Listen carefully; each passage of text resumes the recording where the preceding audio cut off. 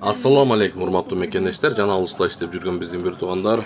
Бүгүн 17 август Кыргызстанда жайгашкан банктарда коюлган валюта курстары менен таанышып алыңыздар. Жана видеого лайк басканды, каналга подписка болгонду унутпаңыздар.